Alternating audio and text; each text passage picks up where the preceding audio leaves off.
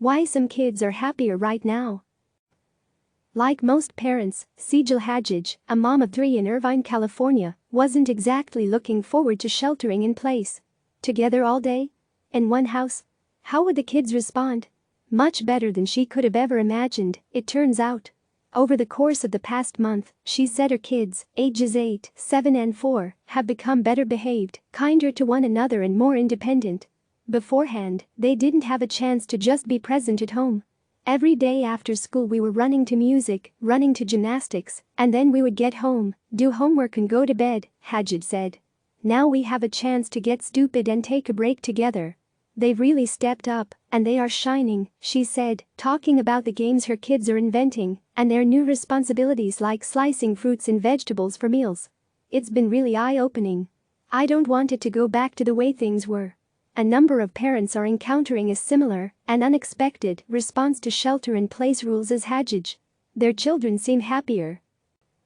They are less busy, have more control over their time, are sleeping better, seeing more of their parents, playing more alone or with siblings, and feeling better for it. To be sure, this is but one of many feelings children are experiencing, which also include anxiety, fear and sadness. They're all valid responses to what is not a happy moment for the planet. And there are a large number of children living with financial insecurity and grief. No sane person would expect kids to be feeling better in those circumstances. Still, the rise of happiness in the families lucky enough to be experiencing it is notable.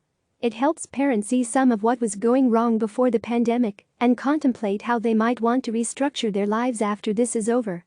Kids are getting to slow down. While it's too early for any studies on a happiness spike, hundreds of families from around the United States have shared on social media and in discussion boards a sense of relief and joy, which tracks with what we know about the causes of childhood anxiety and depression today. Between 2009 and 2017, rates of depression rose by roughly 60% among those ages 14 to 17 and by 47% among those ages 12 to 13, according to a 2019 study. Suicides among 10 to 24-year-olds rose 56% from 2007 to 2017. One of the most well-supported explanations for this rise of mental health disorders is that children have too much going on and not enough choice over what they do. It's a function of a whole society that is overworked and time poor, and our kids are paying the price for it. Kids have been thrown from very adult organized life into one where there is a much bigger stretch of unstructured time, said Lenore Skenazy, author of Free Range Kids and president of Let Grow, a nonpartisan nonprofit group that promotes independence as a critical part of growing up. Just a few months ago, many families had their daily lives scheduled down to the minute, she said. When parents are trying to get 3 kids out the door on a regular school day, they have to be on top of everything. There are just so many contingencies in our super-structured lives, it's like dancing the Virginia Reel, an intricate square dance, Skenazy said. Everything has to be done precisely, or it is just screwed up. Sheltering in place has lowered the stakes and expectations of everyday life, and it's giving kids a chance to take more chances. This can include something as simple as your little ones buttering their own bread or elementary school children going on kids-only bike rides around the neighborhood. These seemingly small acts can give them a much-needed confidence boost. Letting them take chances can also restore what psychologists call their internal locus of control, the sense that they are in control of their own lives and can handle disruptions on their own. It's a crucial element of emotional well-being. Why were our children so anxious? Peter Gray, research professor of psychology at Boston College and author of the book Free to Learn, suspected that the school closures are a big contributing factor to the happiness spike. School has become more achievement-focused, and recess and opportunities for creative play have shrunk.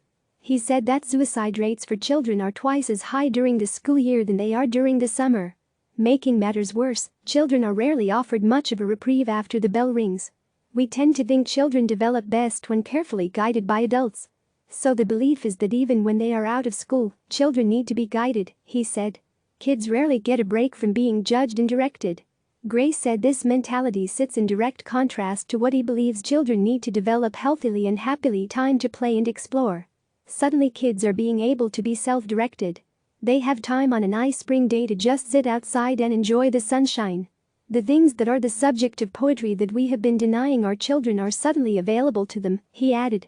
The positive responses some parents are seeing, many parents are seeing more risk-taking and independence among their kids.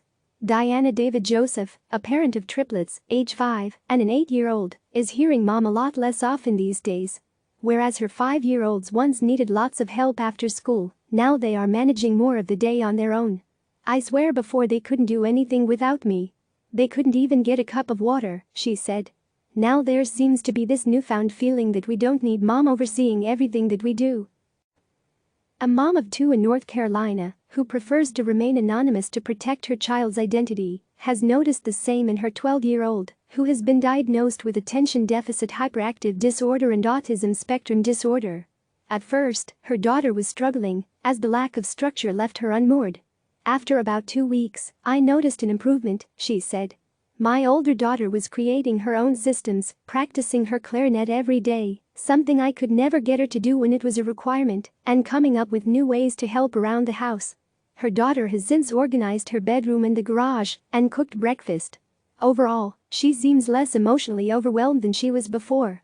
The mom credits this shift to the fact that the whole family now eats 3 unrushed and healthy meals together every day. Her kids are sleeping more without the early morning wake-ups, and her kids are both having a chance to get bored and then also having time to find a solution on their own. Lastly, the fact that they are all going through this heightened emotional time together and are building the plane as they fly it has given them something to bond over. Another source of the happiness boost is the increased camaraderie among siblings. Braden Bell, a teacher in Nashville and father of 5, said his youngest 2 children, ages 17 and 13, are getting along better than before. Like almost any other family, our children love each other but also fight a lot. I was worried how all this would be, he said. But overall our experience has been, in general, less stress, more family time and more happiness.